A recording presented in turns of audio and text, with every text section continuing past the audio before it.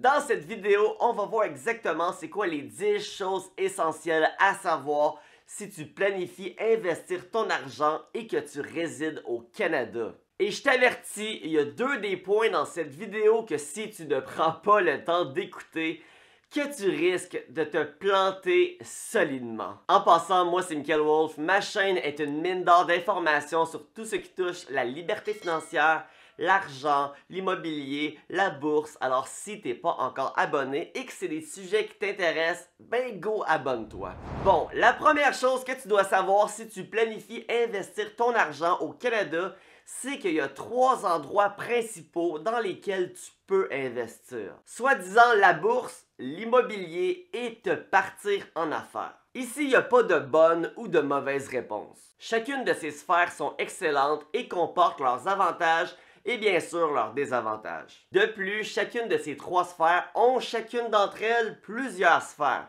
Si on parle de la bourse par exemple, il y a moyen d'investir dans des actions, dans des fonds négociés en bourse, il y a moyen d'investir dans la crypto. Il y a aussi la durée de temps que tu veux détenir tes actions. Quelqu'un qui veut faire du day trading par exemple va vouloir acheter et vendre ses actions la journée même pour tenter de faire un profit. Contrairement à quelqu'un d'autre qui va préférer investir sur le long terme et va vouloir détenir ses positions pendant des années. Si on parle de l'immobilier, veux-tu acheter pour flipper et revendre? Veux-tu acheter avec l'intention de jamais revendre et plutôt juste de faire un rendement à chaque mois? Veux-tu investir dans des duplex, des triplex ou plutôt dans des 8, 9, 10 logements? Et si on parle de te partir en affaires, ben il existe évidemment 1 million de styles de compagnie que tu peux te partir. Donc en gros, la première chose que tu dois savoir si tu planifies investir ton argent, c'est qu'il existe 3 grosses sphères d'investissement et que chacune de ces sphères possède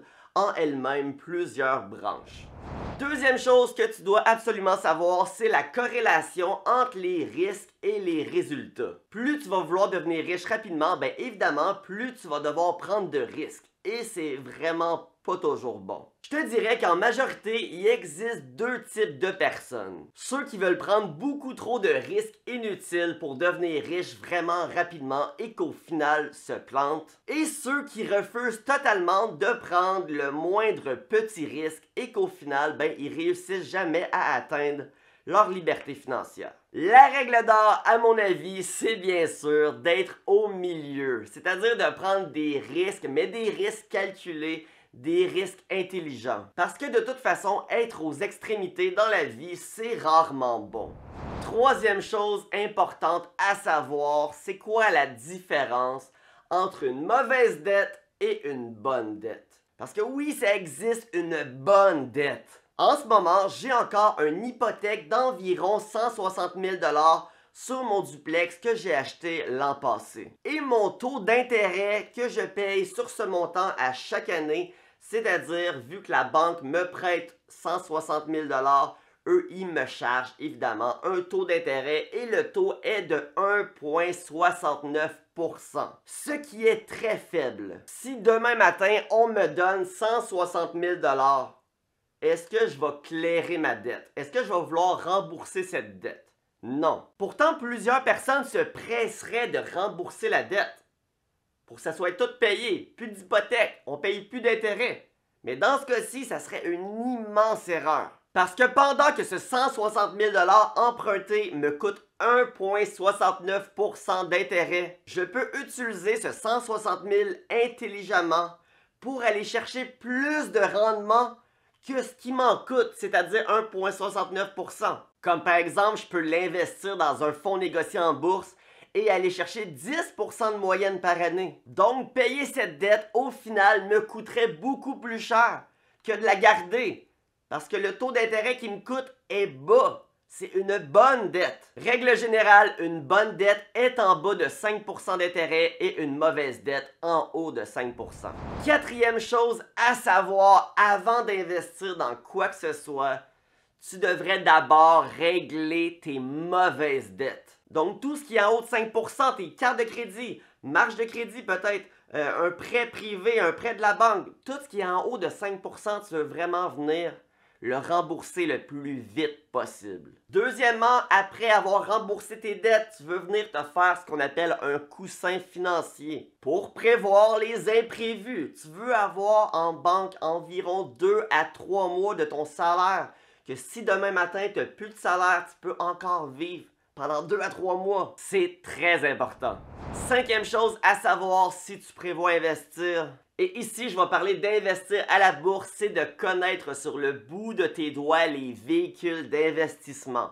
C'est-à-dire comment fonctionne le compte CELI, comment fonctionne le compte REER, comment fonctionne un compte personnel. Parce que chacun de ces véhicules de placement, chacun de ces comptes possède leurs propres avantages et désavantages. Et c'est de ton devoir, selon ta situation, de vraiment venir optimiser ta stratégie d'investissement en choisissant le ou les bons comptes. En passant, si tu es intéressé à apprendre comment investir à la bourse, je te conseille vraiment d'investir dans mon e-book que j'ai créé, Comment investir à la bourse en moins de 20 minutes. Je te garantis qu'avec ça, tu vas vraiment être en feu. Demande-toi pas combien ça coûte investir dedans, demande-toi plutôt combien ça coûte de ne pas investir dedans. Parce que quand on parle de bourse, c'est pas long que si tu fais pas les bonnes actions, ça peut te coûter cher. Sixième chose à savoir, extrêmement important, le day trading, c'est-à-dire ceux qui achètent des actions et les revendent la journée même en tentant bien évidemment de faire un profit. Si c'est dans tes plans, je personnellement te le déconseille. Pourquoi? Parce que 99% des gens qui tentent le day trading perdent. Pourquoi, tu vas me dire? Pour les mêmes raisons de pourquoi que 99% des gens qui jouent au hockey ne finissent pas dans la Ligue nationale. Parce que c'est extrêmement difficile. Faut que tu sois passionné, faut que tu mettes des heures, ça va te prendre des mois, des années pour vraiment apprendre comment ça fonctionne. Mais oui, c'est possible de faire de l'argent avec le day trading. Mais si tu penses que c'est facile, détrompe-toi. Et si tu n'as pas envie de consacrer ta vie entière sur le day trading, ben fais comme moi, puis investis plutôt sur le long terme, parce que ça, tu n'as pas besoin de te casser la tête ben. D'où la septième chose à savoir, est-ce que tu préfères investir à la bourse sur le long terme ou plutôt investir dans l'immobilier? C'est quoi les différences? Idéalement, tu veux faire un mix des deux, mais si tu avais juste un seul à choisir, c'est lequel qui fit le plus pour toi? Investir sur le long terme, tu achètes des actions en continu, tu n'as rien d'autre à faire pendant que tu dors, ton argent à travail 24 heures sur 24, c'est super facile, tu n'as rien à faire. Tandis que l'immobilier, tu as plus de tâches à faire. Trouver des locataires, gérer ces locataires, réparer les bris, faire la gestion, les impôts, tu as plein de trucs à gérer. C'est donc beaucoup plus de travail que d'investir sur le long terme. Mais qui dit davantage de travail dit que, ben oui, c'est plus payant que d'investir sur le long terme. Mais tu vas aussi devoir te casser davantage la tête. Parce que comme je dis, investir sur le long terme, c'est vraiment simple. Donc, rendu là, c'est à toi de voir. T'aimes-tu mieux faire un peu moins d'argent, mais ne pas te casser la tête, ou en faire plus, mais avoir plus de travail?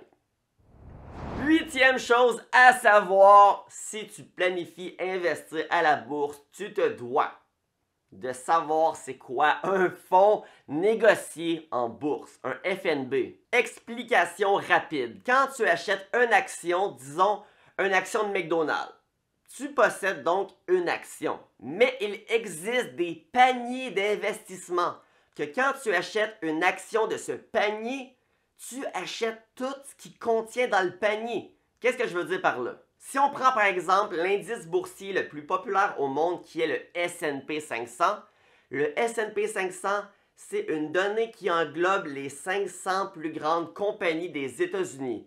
Ben, tu peux acheter un FNB, donc un panier qui contient les 500 actions, les 500 compagnies des États-Unis. Donc, quand tu achètes une action de ça, c'est comme si tu diversifiais ton argent en 500 compagnies. Donc, tu vas avoir du Coca-Cola, du McDo, Tesla, Apple, Microsoft.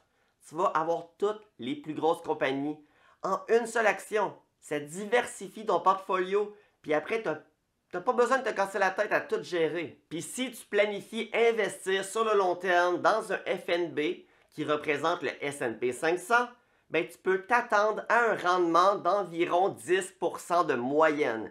Et ça, c'est pas juste dans les 2 dernières années, 3 dernières années, on parle depuis, c'est une moyenne en fait depuis 1980, donc depuis plus de 40 ans.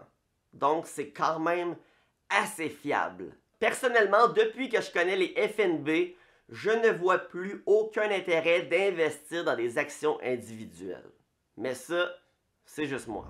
9e chose essentielle à savoir, plus vite tu vas commencer à investir à la bourse, plus vite tu vas pouvoir profiter des intérêts composés. Alors dépêche-toi d'embarquer dans le bateau. Ce qui m'amène à la 10e chose à savoir, c'est quoi ça, des intérêts composés? Ok, les intérêts composés, imagine que tu investis 100$ à 10% de rendement par année. Donc la première année, tu es d'accord pour dire que ton 100$ va faire 10$ de profit. Est-ce que ça veut dire que ton 100$ investi va juste te rapporter 10$ à chaque année? Non, parce que la deuxième année, c'est plus 10% de 100$ que tu vas faire, mais plutôt 10% de 110$. Donc la deuxième année, à la place de juste faire 10$ de profit, tu vas être rendu à 11$. Donc la troisième année, tu vas être rendu à 121$. Donc tu vas faire 10% de 121$.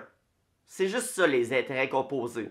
C'est tes profits qui par la suite eux-mêmes te font d'autres profits. Pour te donner une idée plus claire, si ton 100$ aurait juste fait 10$ par année, au bout de 25 ans, tu es d'accord pour dire que tu aurais fait 250$ de profit. Tandis que grâce aux intérêts composés, ton 100$ investi avec les profits réinvestis, au bout de 25 ans, va avoir fait 4 fois plus.